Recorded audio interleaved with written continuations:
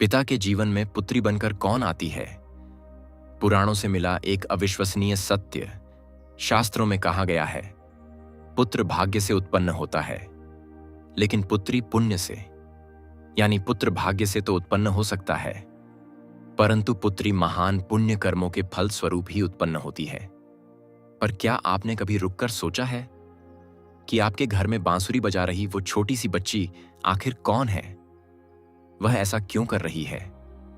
क्या उसने सच में आपका घर चुना? एक पिता के जीवन में पुत्री मात्र एक संतान नहीं होती, वह एक अलौकिक रहस्य होती है। समाज में यह सर्वमान्य धारणा है कि पुत्री ही आने वाली पीढ़ी की संपत्ति होती है, परंतु पुराण कुछ और ही कहते हैं। पुत्री वह शक्ति है जो पिता के वंश के 7 कुलों को बचा सकती है। आज की इस लंबी और गहन चर्चा में हम एक बेटी के रूप में जानेंगे कि पिता के जीवन में वास्तव में कौन आता है। ऋषियों ने पुत्री को लक्ष्मी से भी अधिक स्थान क्यों दिया? अंत तक वीडियो देखें, क्योंकि अंत में गरुड़ पुराण से जुड़ी ऐसी जानकारी दी गई है जो आपकी बेटी के प्रति आपका नजरिया हमेशा के लिए बदल देगी। सनातन धर्म में ऋणानुबंध एक बहुत ही गहरा और शक्तिशाली शब्द है। हम इस संसार में किसी से भी यूं ही नहीं मिलते। शास्त्रों में कहा गया है, जब कोई आत्मा पुत्री के रूप में पिता के घर में प्रवेश करती है तो उसके पीछे 3 मुख्य कारण हो सकते हैं। पहला, सद्गुण का पुरस्कार। यदि एक पिता पिछले जन्म में बहुत परोपकारी और दयालु थे तो एक पवित्र आत्मा उनकी सेवा करने के लिए बेटी बनकर उनके घर आती है। दूसरा, अपूर्ण प्रेम। कभी कभी पिछले जन्म का कोई प्रियजन जिससे आत्मा का गहरा जुड़ाव होता है, वही बेटी बनकर उस अधूरे प्यार को पूरा करने लौटती है। तीसरा, वंश मोक्ष। पद्म पुराण के अनुसार यदि किसी वंश के पूर्वज मोक्ष की प्रतीक्षा कर रहे हों तो उस वंश में एक आत्मा पुत्री के रूप में आती है जिसका सद्गुण 21 पीढ़ियों को मुक्ति दिला सकता है। हम में से कई लोग सोचते हैं कि बेटी का मतलब खर्चा होता है, लेकिन धर्म ग्रंथ कहते हैं बेटी का आगमन बैंक बैलेंस नहीं बल्कि परिवार के पुण्यों का संतुलन बढ़ाता है। पुत्री की महिमा समझने के लिए हमें हिमालय के राजा और माता पार्वती की कहानी देखनी होगी। हिमालय के राजा पर्वतों के स्वामी थे, लेकिन उनके हृदय में शांति नहीं थी। वे ब्रह्मांड की माता को अपनी पुत्री बनाना चाहते थे। उनकी कठोर तपस्या से प्रसन्न होकर देवी पार्वती ने उनके घर जन्म लिया। हिमालय राज जानते थे कि उनकी बेटी साधारण नहीं है, और जब पार्वती की विदाई का समय आया तो उनके आंसुओं से पूरा ब्रह्मांड द्रवित हो उठा।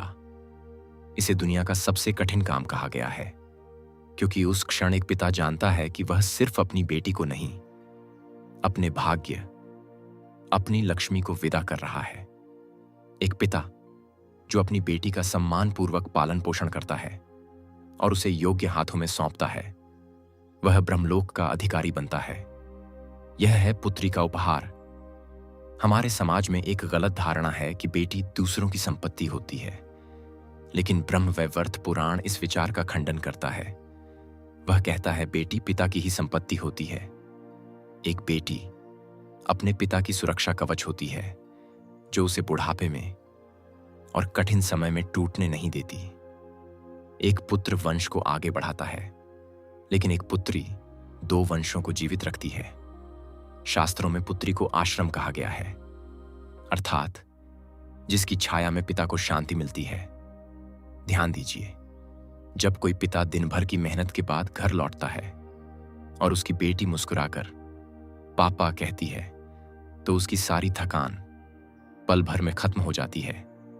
यह कोई साधारण रिश्ता नहीं है, यह आत्मा का जुड़ाव है। हिंदू विवाह में कन्यादाता यानी पिता का स्थान सर्वोच्च होता है, क्योंकि वह केवल बेटी का नहीं बल्कि अपने अहंकार और मोह का भी त्याग करता है। गरुड़ पुराण के अनुसार उस समय पढ़े जाने वाले मंत्र पूर्वजों को प्रसन्न करते हैं और उन्हें उच्च लोकों में स्थान दिलाते हैं। जिनके पास पुत्री नहीं होती, वे इस महान पुण्य से वंचित रह जाते हैं। इसलिए पुत्री होना ही सर्वोपरि है।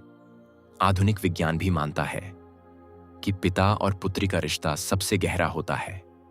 जब पिता अपनी बेटी से प्रेम करता है तो उसके मस्तिष्क में ऑक्सीटोसिन बढ़ता है, जो उसकी खुशी और आयु दोनों को बढ़ाता है।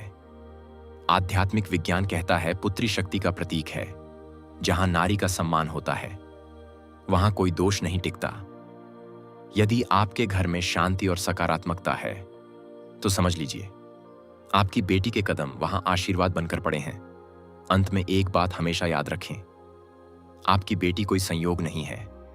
वह आपके जीवन में इसलिए आई है क्योंकि ईश्वर को आप पर विश्वास था।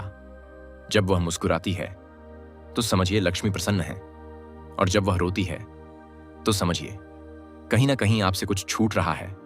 उसे सिर्फ प्यार मत दीजिए, उसे सम्मान दीजिए, उसे शिक्षित कीजिए, उसे साहसी बनाइए और उसे यह एहसास दिलाइए कि वह आपके जीवन का सबसे बड़ा गौरव है। आप सोचते हैं कि आप उसका पालन पोषण कर रहे हैं, लेकिन सच्चाई यह है वह आपके जीवन को बेहतर बनाने आई है। आपकी बेटियां महज बच्चे नहीं हैं, वे स्वर्ग से आई हुई देवदूत हैं। दोस्तों, आपके जीवन में आपकी बेटी की क्या भूमिका है?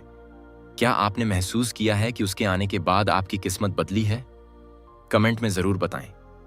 वीडियो पसंद आए तो लाइक करें और उन सभी माता पिता के साथ शेयर करें जो अपनी बेटी से सबसे ज्यादा प्यार करते हैं।